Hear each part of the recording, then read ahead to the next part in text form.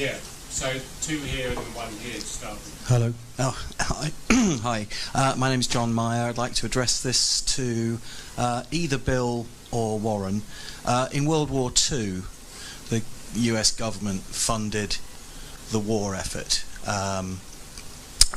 presumably from a currency creation perspective, from an MMT perspective, and then raised war bonds under the guise of funding the war. But I have read, and I don't know if this is the case, and I'd like to know what your thoughts are, as to whether that was an anti-inflationary measure to issue war bonds when it isn't a requirement. Do you want to answer the question straight away? Do you want a bit of time to think, and we won't get the next question? Yeah. They've got such a big brains, I don't think they need to bring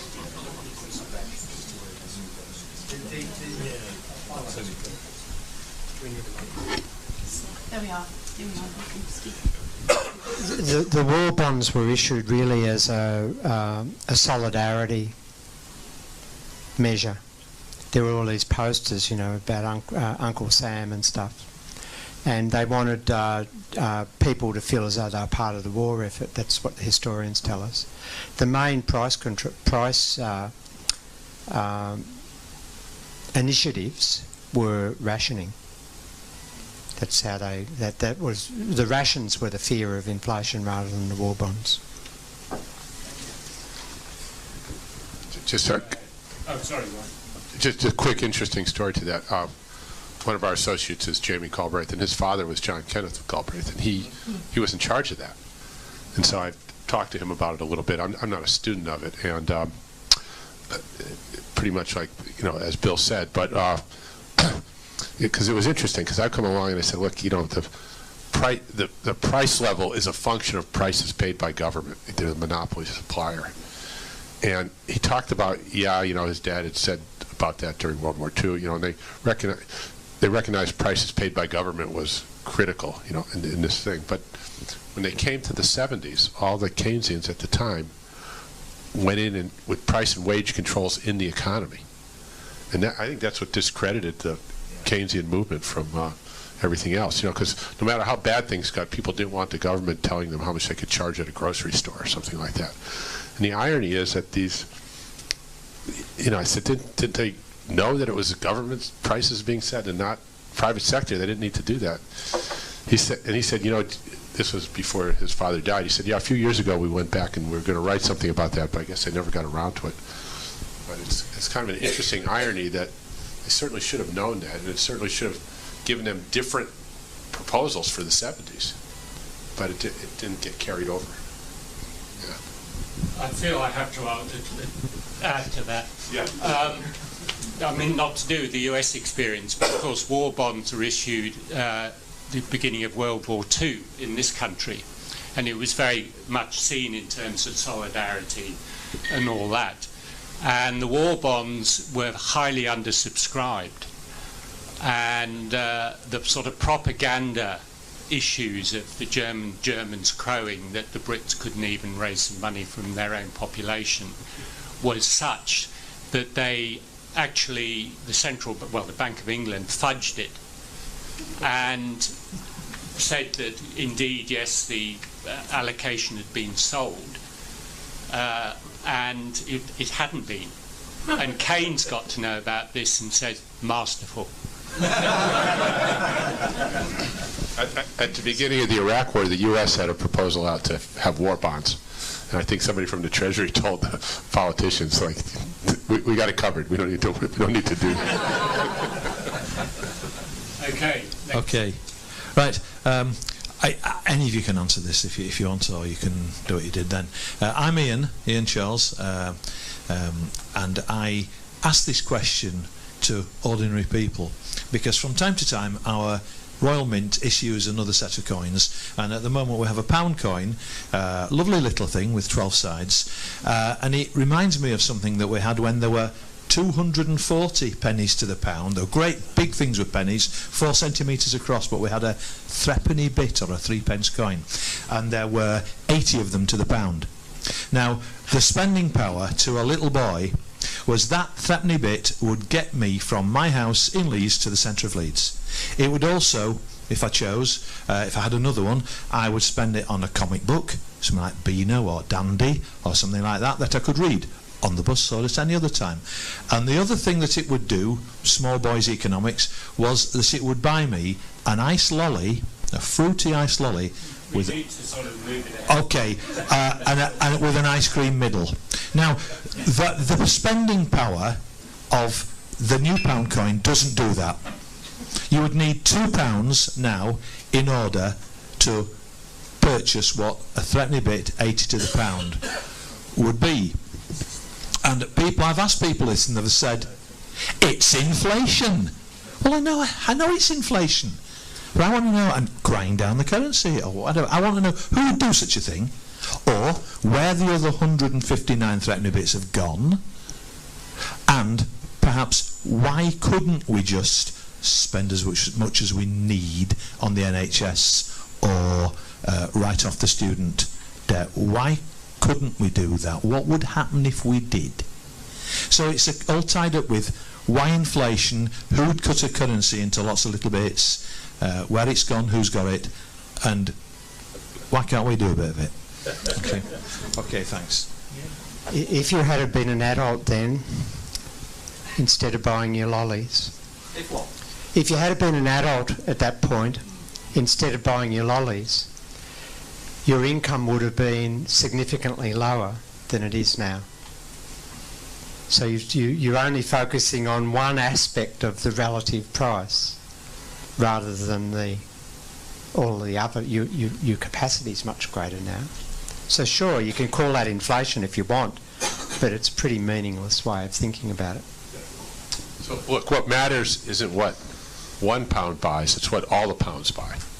So what did all the pounds buy last year? What was your real GDP that was somehow distributed, I assume fairly equally in the UK, right?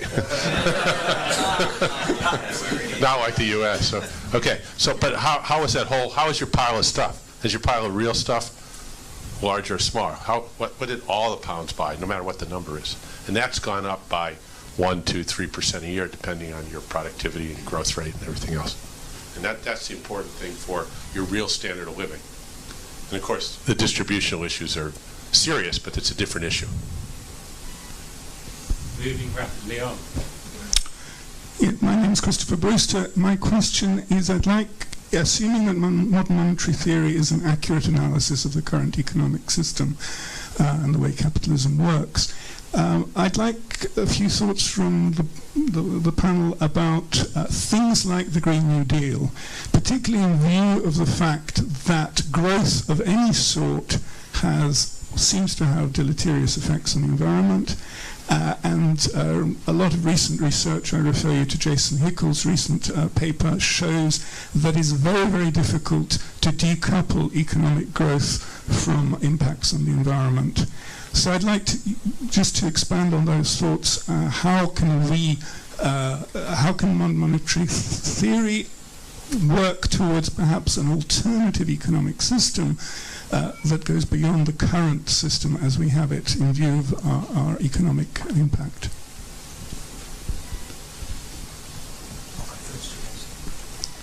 I mean, one of the... I've had a long history of, let's be kind, just discussions with the Greens. And I'm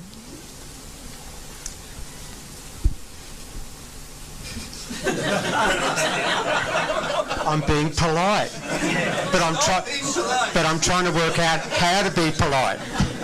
Don't bother. Yeah.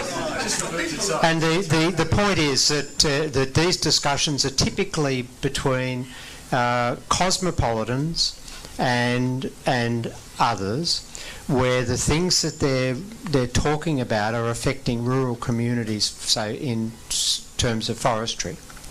So they say, from Sydney, they say we've got to ban all forestry, yet they never consider in Wauchope, which is a rural area in New South Wales, which relies on forestry for jobs and their material standard of living, what's going to be the effect on them. And so one of the tensions, I think, in all of this Green New Deal stuff is that tension that how do you ensure that you don't kill off the material prosperity of communities that are relying on pollutive activity? That's the first point. Second point is they say, we've got to have zero growth. And then I say, well, are you going to give up your mobile phone? Are you going to stop driving your car? And of course, the problem is if you're having, and moreover, are you going to start compulsory sterilisation of people? And the point is that if you have population growth, you have to have economic growth to maintain material standards of living. Now then you have a big distributional argument, because I'm happy to give up some of my material, not my phone, but that's not going to be enough. And so the Green New Deal, the way I conceive of it, is that first of all it's got to have a recognition of all of us that there's got to be just transitions. That means that we have to make sure that those people in the communities that are going to lose don't lose too much in material terms. We can't really address the sort of spiritual. When I was doing my PhD in Manchester, it was at the height of the mining strike. Shows how old I am. And, those mining communities, it was more than an income to them, it was their identity. So we can't really fix that up. So that's the first point. The second point is that we have to understand that the market will not deliver satisfactory outcomes. And that leads to the next point, is that we've got to ensure that the Green New Deal doesn't become financialised. And what I mean by that is vehicles for whole new sets of products and derivative products that basically the Wall Street and their city here benefit from. And what that then leads you to think is that, and this is a real disagreement I have with the Greens, is that they're advocating carbon trading systems. That's a market system. That's a financialisation of the environmental problem. And I get death threats at home in the mail because I advocate closing. I live in a coal district. Newcastle is the largest coal export port in the world. And I advocate no market system, just the government announce in 20 years' time, no more coal exports. Because once you embrace trading systems, you financialise the problem, and you'll get these obscene situations where the big polluters go into small communities in less developed countries like northern India and that ruin the community so that they can claim carbon credits that they can then continue polluting in their other country. So they're the things that I think about. And the other thing is that the Green New Deal, total support for it, but it's a major transformation of society, and there's huge vested interests that are at stake, and you've just got to be patient. It's going to take time. I had two things I wanted to reinforce, see if I can remember both of them. So, first of all, comes back to unemployment. I think the major cause of environmental degradation is unemployment, people looking for money. Okay, so if you had full employment, people had good jobs, they wouldn't want the trees cut down, they wouldn't want anything dumped in the rivers, but when it comes to needing the money, they have a different opinion. So number one, so many things start with real solid full employment policy where there's jobs, opportunity, and everything else. So I think that's part of the problem, and I don't think the Greens have gone and recognized that. It's fundamental. The other thing is rationing by price, such as the carbon schemes, are regressive. When you're rationing by price, it's regressive. And some things you want to do that. There should be rewards for having excelled and done better, fine, but not something like that. Okay, that doesn't fit at all. So too many of these market, in fact all of them, but I'll say too many, it's all regressive ways to do it, where the people who can least afford it are the ones that pay the most in real terms. And so I just wanted to add those two things to amplify what Bill was saying. Okay, more questions? Hello. Hi, Martin Frieden here. A question on inflation, but just prior to that, I just want to comment on two things that Warren and Bill just said.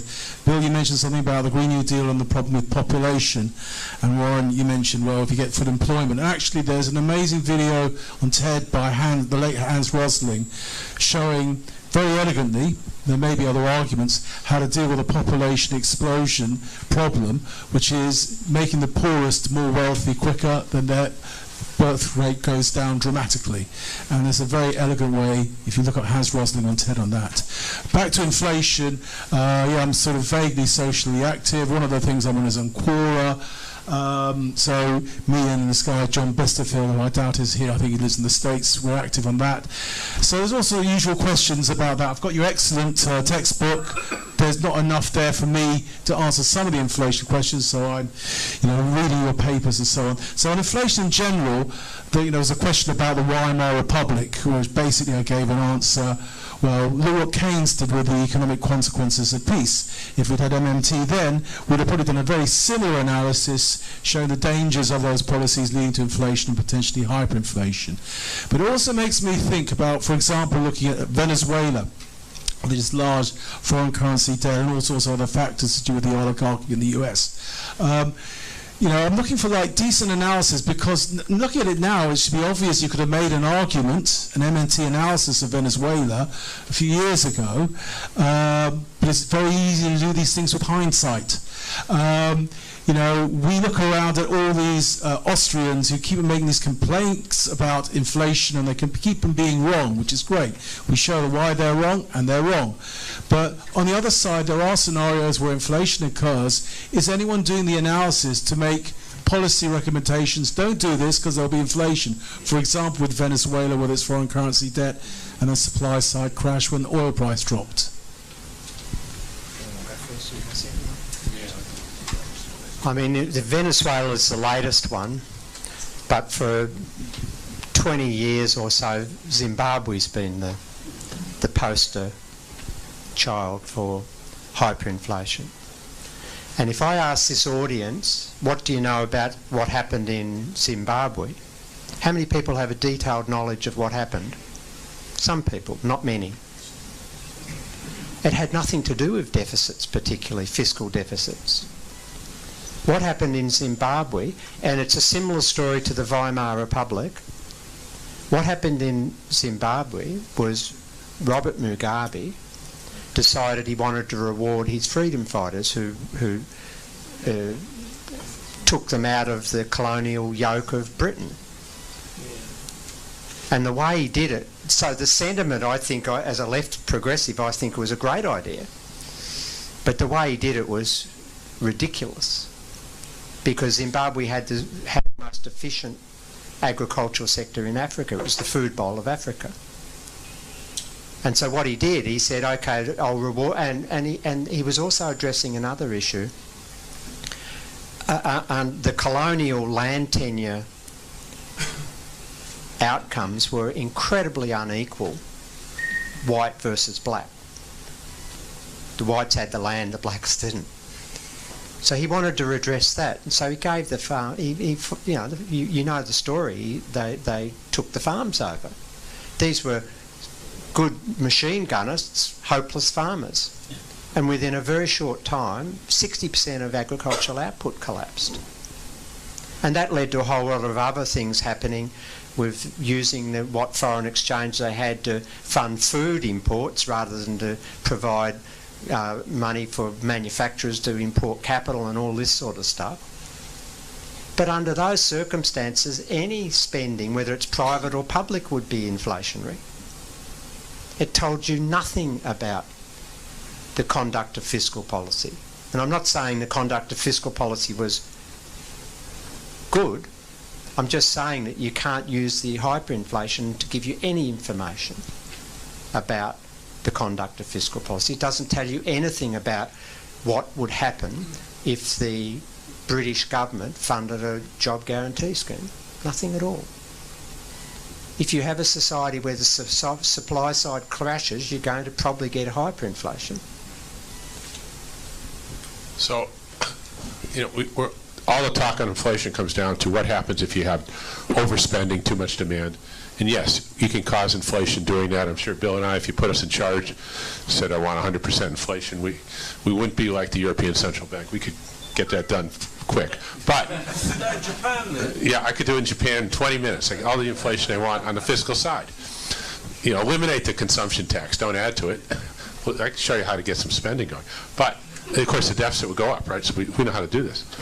They don't, right? They're going the other way. But the thing is, I've been around since 1973, 45 years. I have never seen inflation caused by excess demand. I've just never seen it. I know it's there. So all the inflations are caused by something else. So let's go to Turkey today with 25% inflation. The unemployment headline is 10%. Their debt to GDP is only 35%. They've got 25% a year inflation. I don't know, it's not coming from excess demand. One place it's coming from is their overnight rates, their policy rates, 24%. And I've been making the case that the interest rate, for all practical purposes, will be the inflation rate. But, you know, we're just a quick answer here. So there are other things. Now, Venezuela, the other place that inflation comes from is Google Venezuela corruption. And you'll see Mr. So-and-so was arrested in Miami after having somehow borrowed $2.4 billion from the banking system, sold the currency, got U.S. dollars, and was money laundering in Miami. All right, that's just one guy, $2.4 billion. When you're borrowing money through the banking system, I won't say illegally, but you know, like that, insiders getting loans that they're not going to pay. There is no such thing. They're not real assets. And then you sell the currency immediately. They don't care what the exchange rate is because they're going to get their dollars and abscond with it, right? And you do that over and over again, your currency collapses. And it doesn't matter if it's just dropped 50%. They'll do it again. If it's dropped 25%, they'll do it again. And what happens is, I was just reading about Venezuela today. They're still using bolivars. They might need 1 million of them, to your point, instead of 1. But they're still, well, I need it to buy food. I need it to do this. They're still there. And so you've got the banking system, which can be an open channel of corruption, and state-owned enterprises do the same thing. If you've got corruption in the state-owned enterprises where they're getting funded by the government, allowed to borrow public credit, and then people, insiders, are selling foreign exchange, the currency, the exchange rate goes down, you will see inflation coming in through the foreign exchange window. So I could go on and on this. But let it go. Just to finish, we discuss it later, yeah. was why are we not making this analysis before these events occur? Rather than hindsight, it's very easy to make this analysis. And that's what I'm looking for. Well, I think, you know, the analysis that corruption has been a problem in Latin America, in places like Turkey and state-owned enterprises all over the world, is they get politicized. The problem with, you know, private ownership has serious problems. There's no question about it. We see it all the time. But the politicization of public, you know, it's just as well publicized. It's all dangerous stuff. It's got to be regulated, supervised, somehow monitored. It all goes down. And if I had been writing my blog when Robert Mugabe announced he was going to take all the farms over, you would have had a bit of a blog about it. Yeah. And then he wouldn't have done it that way. That would have stopped it. Gentleman at the back. Hi, thanks, yeah. My name's Tony. I'm totally with virtually everything that's said today. The one sort of slight issue I have is the exports equals bad, imports equals good element of MMT, because the way I see it, for most economies such as the UK, we bring in imports, definitely very good. We give them our pounds in return, but obviously in the long run, that means that the people who hold the pounds have a call on UK assets or UK goods and services. So the way I see it, ultimately, it would net to zero. The one exception to that, where I do agree with you, is America. As with the exorbitant privilege of the dollar, then the people who get dollars are happy to use the dollars for buying oil, buying gold, buying copper. They don't have to spend it in America. So I totally agree with you in terms of the dollar, but I don't agree with the export is bad, imports good for everything other than the dollar. Can you talk about that? Well, so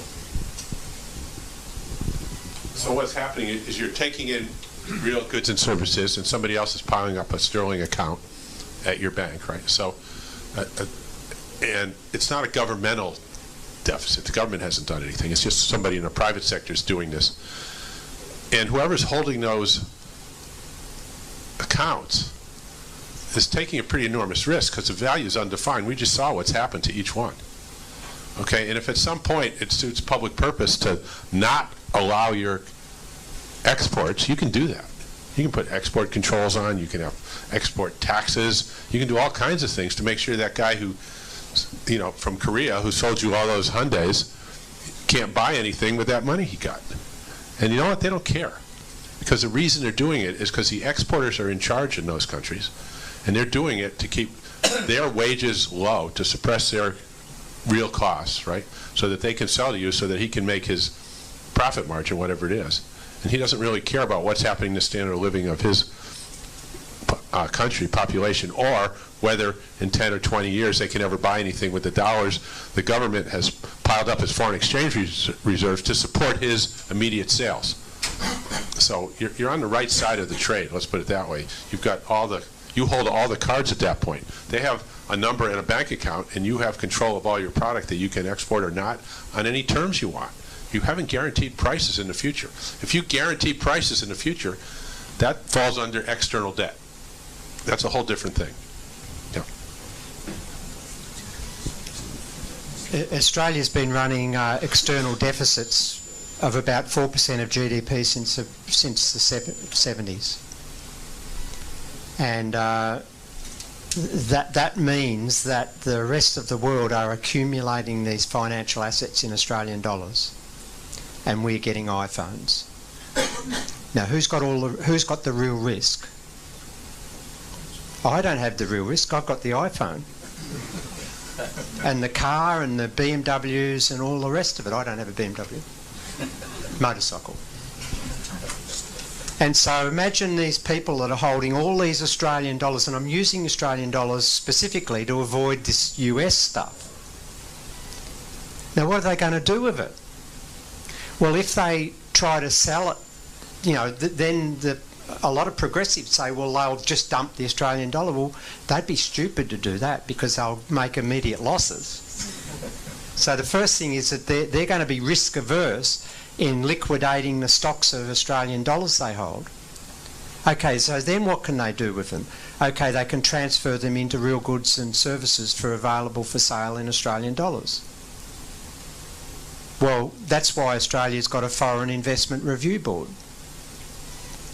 to stop them having unregulated capacity to buy whatever they can that's for sale. So we don't allow foreigners to buy real estate unless they produce new real estate, houses. Now, the foreign investment guidelines, in my view, are far too lax, because we're seeing in our cities apartment block booms because they can actually build new constructions. And there's one famous case in Melbourne where I grew up, where they've done studies of the water usage, and these towers are 80% unoccupied. They're just speculative vehicles. So that's the first point. The risk is on the exporter, not the importer. But the second point, and I agree with you, this is an agreement, is that as a progressive left person, I don't want foreign capital being able to use that money, that is those Australian dollar holdings, in ways that give corporate sector leverage. And so I think, and I think this is a problem everywhere, that you've got to make sure that that money can't be used to manipulate the political process through lobbying. You've got to have very tight restrictions, like Warren said, on what they can buy and what they can't buy with it in Australian dollars. But it's not just this idea that because the US is the so-called reserve currency, that MMT only applies to the US is a falsehood. It applies to any monetary system. Just really quick. Out there you have the likes of the JP Morgan World Index, and they give every currency a weighting. It adds up to 100%. And if you're a prudent investor, you want your diversity of currency holdings to be fit that. So if you're in India, you just sold your construction company for rupiah or whatever, and you want to retire, you now go to your investment management person. He says, okay, well, you need to diversify across countries, and 4% is going to be in Australian dollars, and 22% will be US dollars. And so when they do that, they've assured these countries in the index that they will be they can be net importers forever if they want to, because those funds go into retirement accounts, pension funds. They're all diversifying globally this way. All the people working check off the box, yes, I want global diversification, because over the last 28 years it's been 0.5% better than not doing it, or some study somebody did. And those funds never get spent. They just pile up forever. Yeah. It's equally worth noting that occasionally fears are expressed about the Chinese dumping US-denominated assets, when it never happens for the same reason of capital loss. Right. Actually, they did do it for almost $1 trillion a few years ago. Nobody even noticed. Okay, moving on. Where is the... My name's Christopher Hughes, and I'm like the Christopher front who's actually gone now. My question was George Monbiot's article in The Guardian a couple of weeks ago on capitalism. In the middle of the article, there was one 5-word paragraph which said, "Green growth is an illusion," and that was my question. And I don't want to provoke Bill into using Anglo-Saxon in public, but I suppose my subsequent question would be, I spoke in an exchange with Patricia Pino last week. She tweeted, "Then they ridicule you," and I asked, when do you think we'll enter the phase of we will win? And I just wondered what the panel thought of that. In most of the advanced countries, the unmet need is going to be in terms of personal care services and environmental care services. And those types of occupations and jobs and services deliver massive social benefits, but they're hard to get profit from. And so if you transfer people out of coal mining into personal care services, GDP continue to grow. So we say there's still economic growth going on, but that's green growth, because very low carbon intensive in reading a person a book and massaging their feet and doing their garden and growing more trees for them, because then they can be maintained under a job guarantee.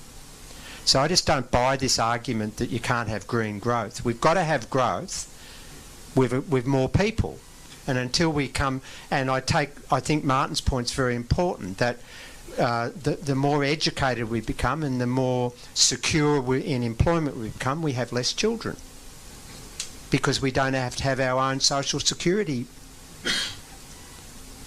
scheme with more children. But that's an evolutionary thing. But we can have green growth, and what that implies, I didn't mention it under Green New Deal, is that society is going to have an engaged debate where it reflects that the proportion of growth that's taken by the public sector will have to be larger in the future. Now, that's not socialism I'm advocating, although I do advocate socialism. But that's a reality, that it's shifting to activities that provide net social benefits rather than provide net private benefits. Question for Bill: How many research assistants do you think the average university professor would hire if he had the budget for it? Infinite. Labor shortage already. The lady on the corner. Hello there. Let's talk about UBI. I realised that you obviously didn't have a lot of time to go into a lot of detail, but I had a totally different idea about it.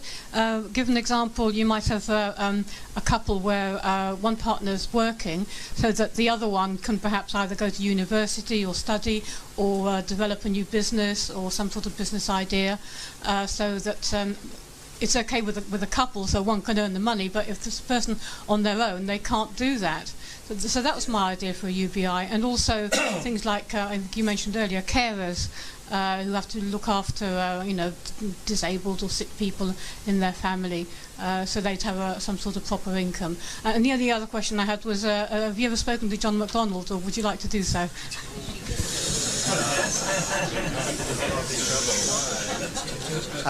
On the last, I had a meeting with him last October. Very unsatisfactory outcome. I publicly acknowledge his Labor Party is being poisoned by their advisors. On the UBI, there's the last example. You just described a job, caring job, not a government paying for doing nothing. You're talking about a job. In the first instance, you're talking about making opportunities available for people to be educated. That's a publicly funded education scheme, not UBI. Okay, so let's go back to Pompeii for a moment. They put a tax on everybody's house, and then they said, you know what, we're going to give everybody UBI, so we'll give you enough money to pay the tax, so nobody has to worry about it. Okay, they've just defeated the whole purpose, right? Now nobody shows up for work to be the police officers or anything else because the need for the money's been taken away. So that's the risk. If they only give them part of what they need to pay the tax, then you're still going to get people showing up for work. The whole point is the state needs to provision itself. It needs people working for the state, whether it's soldiers or public health workers or whatever. And UBI, at a certain point, undermines the whole thing, and the form it takes is hyperinflation. The money doesn't buy anything anymore. So it's okay in small amounts, but if you get to a tipping point, which isn't all that high, yeah, the whole civilization ceases to operate. So, There's people who haven't got enough money to live on. yeah, but if you get it, I'm just saying, if you get it wrong, is a huge penalty. It's not like there's a yeah, it's not a small penalty. If it's a job where people have to work to get the money, that's different. In Pompeii, when they showed up to work and they were paid to sell their time, then you're going to get people looking to work. But if you don't have to do anything, remember, it's only worth what you have to do to get it at the margin. And if you don't have to do anything to get it, it's worth nothing. And so I'm not totally against it, okay? I'm just saying you got to be very careful. You do have to have a sensible social security system in terms of people who, got disabilities or whatever. Yeah. I mean, just one more point on that. The other thing is that if you only had a UBI and you want to discipline the inflation process, what do you have to do? You have to create unemployment. Whereas with a job guarantee, you create more employment by disciplining the inflation process. It's a very fundamental difference. Thank So you. maybe two more. How's the... Yeah, one, two. Can you speak to applying MMT to developing nations, particularly reducing import dependence? Sorry, can you speak to applying MMT to developing nations? Sorry. Oh, okay. Can you speak to applying MMT to developing nations, please, particularly import dependence?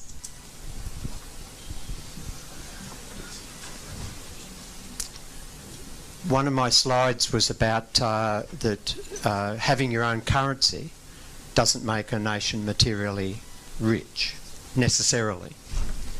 It means that that nation can, or that state can always bring whatever productive resources that are available into full productive use, but the level of output mightn't be sufficient.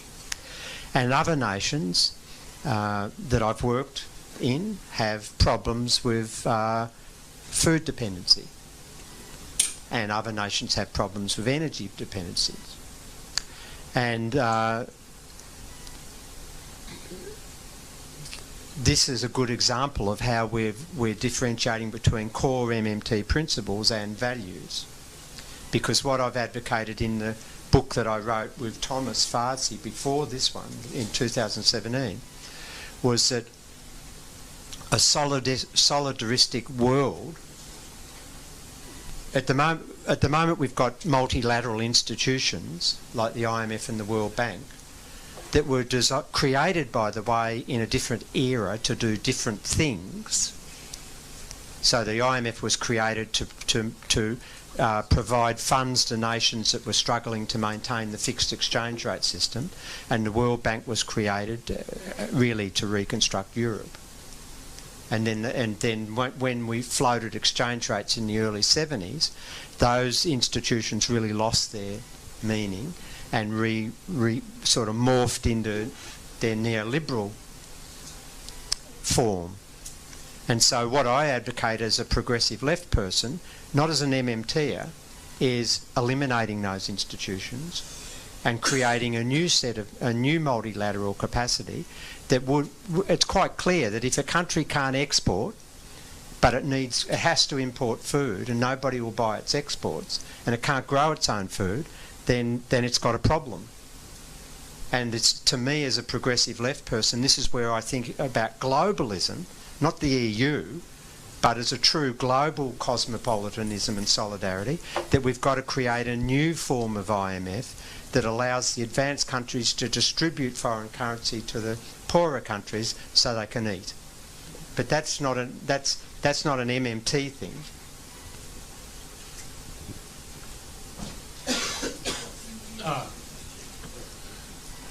Get you next. At the beginning of Professor Bill Mitchell's presentation, you mentioned robotics. And my question to the panel, not just to Professor Bill Mitchell, would be, is there a way to supplant the labour in the labour market, given Professor Michael Osborne at Oxford University's research that suggests that 70% of white-collar jobs will disappear by 50-50, is your view that there's a way to supplant that labour? And also I'd be interested to get your point of view on Bill Gates' public comments with regards to robots should be taxed as a way to actually renew the supply of taxation in the labour market with regards to the loss of labour in the labour market itself. I'd be interested to get your point of view on that. Okay, so what that whole discussion does is it confuses.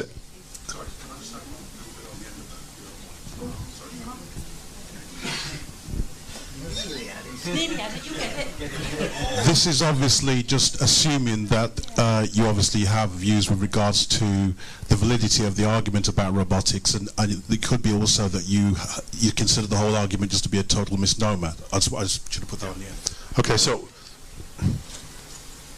what that argument does is, I'll say, conflates a productivity story with an unemployment story, which is an unspent income story. Unemployment's always an unspent income story. It's from somebody not spending their income and no other agent willing to spend more than his income, and so you get unemployment. It's a monetary phenomenon. Productivity is an entirely different thing. We've already had the robot story happen. Okay, not 200 years ago we couldn't have this because we all had to be out growing food. You needed 99% of the people in agriculture, or we weren't going to be able to eat.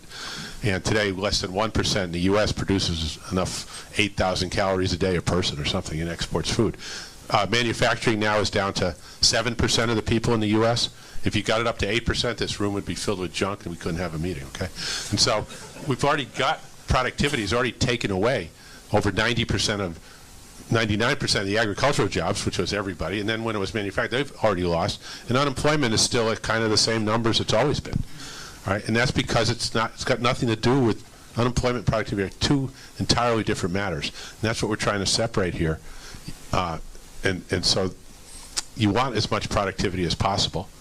Okay, that frees people up to do other things. There's always an there's always a lot more to do than there are people to do it. There are always more jobs than you could possibly do. The university professors can't possibly get all the research assistants they want. All right? It's not possible. And so we wake up every day with a labor shortage, but we wind up with a labor surplus because we don't understand the unspent income story.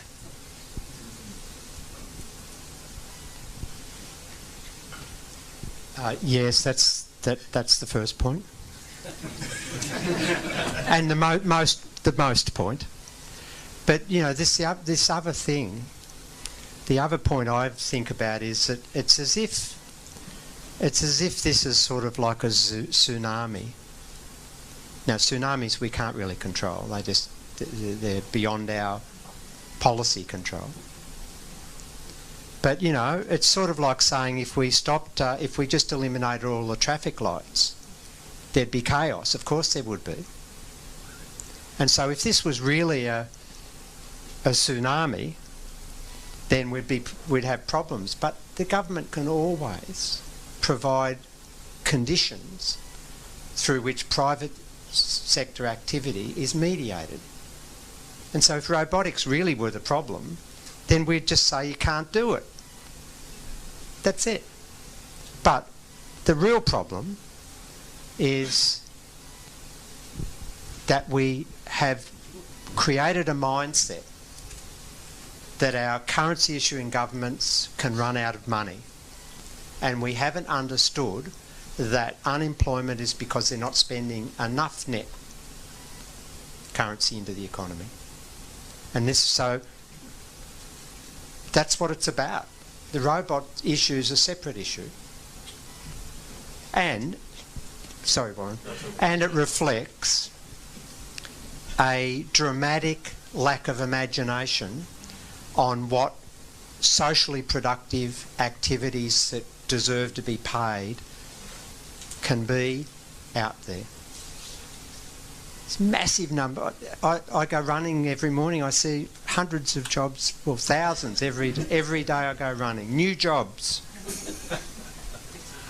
Now, you might hear us be saying the government can do this, the government can do that. We've got a lot of government in this thing, which is true. But it's because the currency itself is a coercive monopoly, public monopoly. And once you've introduced a monopoly, the idea of things being settled by the free market outs, you know, it doesn't exist anymore. The economics professors teach, you know, versus monopoly, oligopoly, and then free market. You don't have, you know, monopoly means there aren't free markets, and that's true. And so in any market will then operate under the institutional structure set up by the government.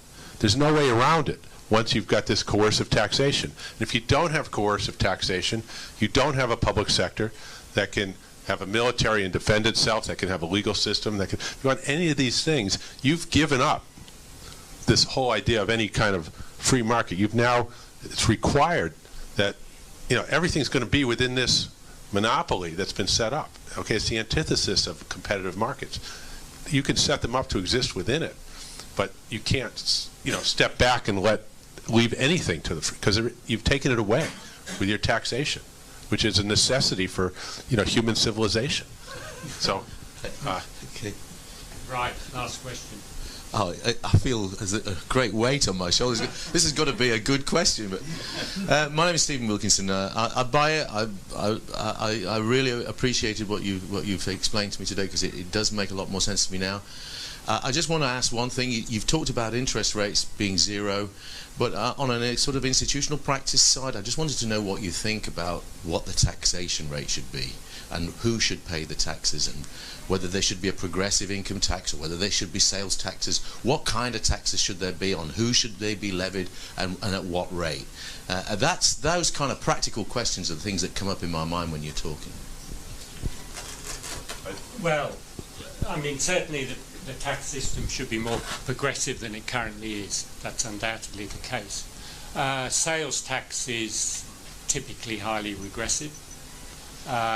So any indirect taxes, I mean, depending on what the taxes are imposed on, but that would be regressive.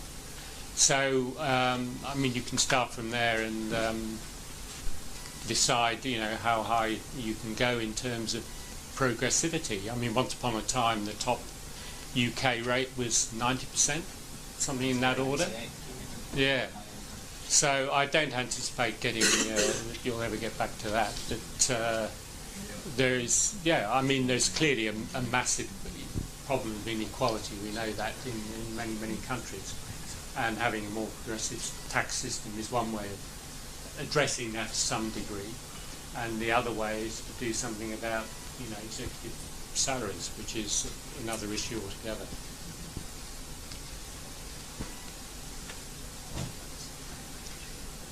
The first point is that modern monetary theory is about macro.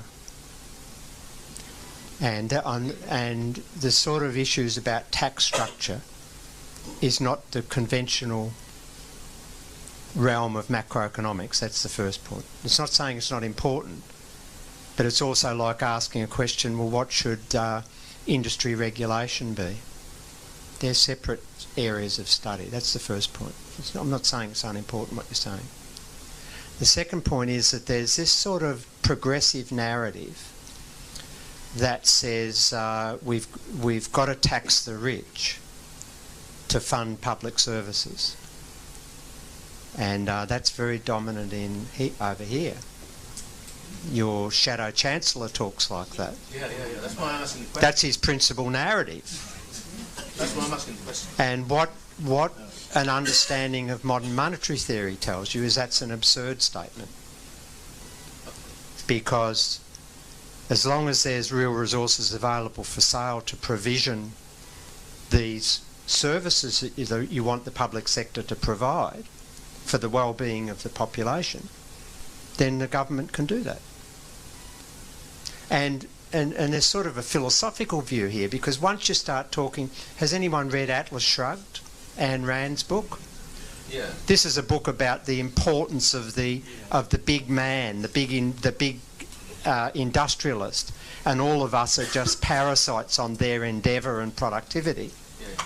Well, it's the same sort of argument. You're saying we've got to tax the rich to fund these basic public services for the poor. Therefore, you're saying that the rich are somehow important.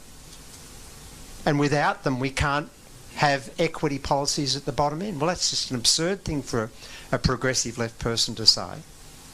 Now, that's not to say we shouldn't be having discussions about vertical equity in the tax system. In other words, making the more progressivity and having higher income people pay more tax. But it's got nothing to do with increasing the capacity of government to fund services for the lower income groups. From my point of view, we want the top end of town, it's an Australian expression, I don't know if it's here, we want the top end of town to have less and not more, because they use that to pollute the political process.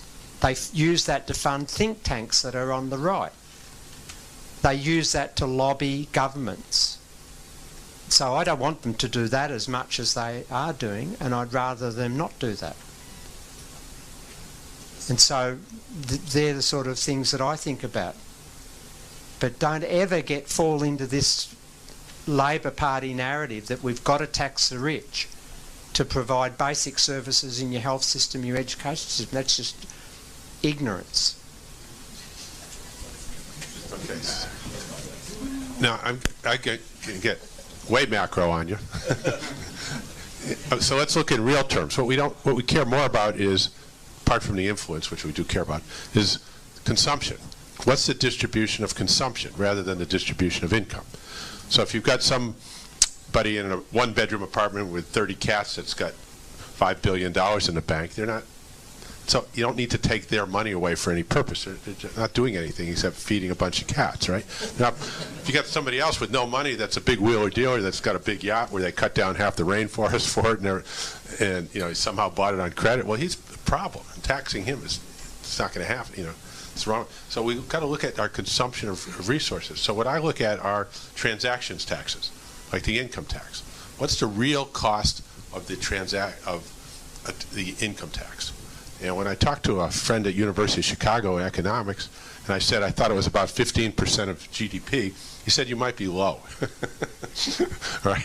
These are all the costs of everybody's record keeping, okay, all the government expense collecting it, all the enforcement, all the legal expense, all the people going to school to learn about it, all the people with tax havens all over the world doing things at every level. You know, it's an enormous industry that's just the legal talent alone that could be out curing cancer, doing something useful, is staggering. It's absolutely staggering. So let's say it's 15% of GDP. So if you get rid of the income tax entirely, and I'll replace it with a property tax, 10% of the value of your property, just flat. All right, it's not progressive or anything, but just for this example. And there's a job guarantee, so nobody's going to lose their job and get thrown out of their house, like they do in Europe. They have high unemployment, then they put a property tax on, and then all the unemployed get thrown out of their houses, you know, in the continent. So, you know, Italy tried to do that. So, but not that. So, so now we've increased those 15%, that 15% of real GDP. Those people are now doing something else. We've got full employment policy. Where is the consumption of that 15% going? It's going to go to the lower consumption groups, the lower income groups. It's not going to go to the people on top, because they're not going to go from 3 meals a day to 5 meals a day because they've got more money or something like that. If they're flying once a month in their private jet, they're not going to fly every 2 weeks because they have more money. Okay, it doesn't affect the consumption of the highest income people at all, and probably the top 50% very little. So now the lower 50% probably aren't getting 15% of the consumption anyway. So you've pretty much doubled the real standard of living of the lower 50% of the population by eliminating the income tax, by getting rid of all the compliance costs built in. Now, if you look at the compliance costs of all the other transaction tax, like VAT and everything else, it's staggering. Okay, because 1% grows the food, 7% does the manufacturing, the rest is all in services. There's a whole lot of gains by making this thing more efficient right now. We've got a whole lot of people digging holes and then a whole lot of others filling them in at all levels. The bureaucracy has done that, and we can afford it because we're so productive.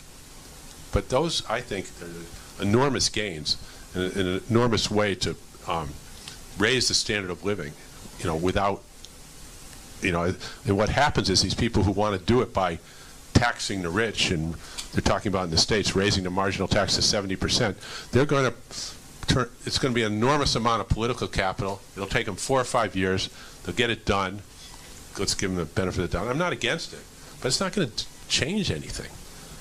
So the person making $15 million, you know, takes home $1 million a year less. I mean, so what have you accomplished? All that. And here the opportunity is there to make a serious, you know, change that doubles the standard of living of more than half of the population at no expense to anybody else whatsoever. So our chair's gone, so I think that's about it.